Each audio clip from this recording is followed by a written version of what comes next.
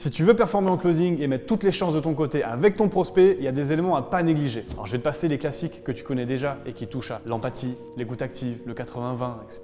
J'aimerais aller un peu plus loin et te donner 4 principes qui vont t'aider à changer la dynamique que tes appels peuvent avoir. Premier point, la présence. On n'en parle pas assez, mais sur un appel, il faut que tu sois vraiment focus et dispo à 100% avec ton prospect. Tu t'es fait larguer, ton chat est mort, tes WC sont bouchés, il n'y a pas de transition. Ton prospect, il n'a pas demandé en fait à subir tes problèmes et donc il attendra que tu sois hyper investi avec lui. Tes problèmes, ils doivent rester à la porte. Idem, si tu es fatigué parce que c'est le 10e prospect que tu as au téléphone dans la journée et que tu peux t'agacer plus rapidement, c'est peut-être ton 10e appel, mais pour ton prospect, lui, tu es probablement la seule personne à qui il souhaitait parler aujourd'hui. Attaque chaque appel en étant 100% focus et présent avec ton prospect. Ça te permettra de réellement l'écouter et d'être à l'affût de la moindre information capitale qui peut t'aider à closer. Deuxième point, le non-jugement. Retiens ça. Tu ne peux pas influencer quelqu'un ou quelque chose que tu juges. Je répète, tu ne peux pas influencer quelqu'un que tu juges. La même chose pour un comportement. Si tu juges le comportement d'une personne, tu ne pourras pas l'influencer à changer. Alors c'est beau de dire qu'il faut avoir de l'empathie avec ses clients, mais dans les faits, ça se vit. Combien de commerciaux, de vendeurs ou de closers vous raccrochez parfois avec certains clients en disant « Putain mais quel con quoi !»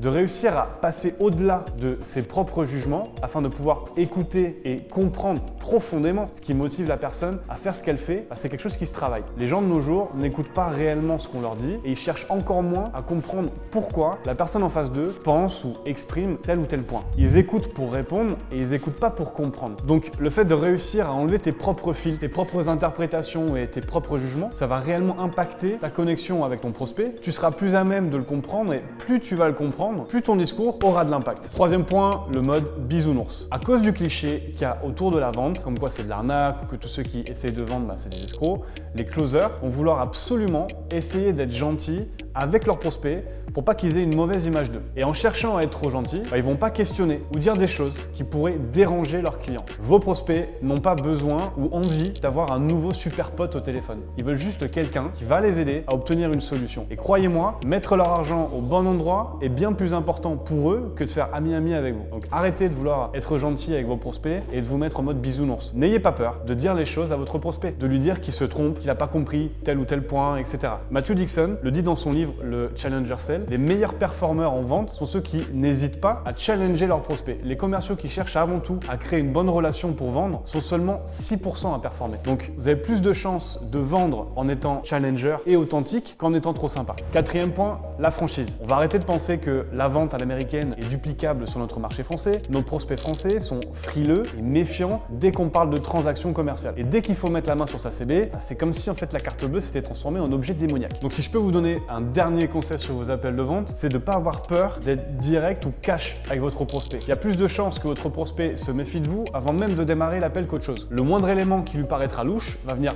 baisser drastiquement sa jauge de confiance envers vous. S'il sent que vous hésitez, que vous n'osez pas dire certaines choses, comme le budget par exemple, ou que vous êtes mal à l'aise pour parler de certains points, comme un requin qui va flairer du sang, lui il va flairer l'embrouille et il va se mettre en mode défensif plus plus. Plus vous serez à l'aise avec chacun des points de votre offre, moins vous aurez de charge émotionnelle dessus et moins vous aurez peur d'en parler à votre prospect. Ces 4 points t'ont aidé, marque-moi dans les commentaires le point qui t'a le plus marqué ou celui que tu voudrais rajouter. Take care et oublie pas, la vente c'est que de l'amour.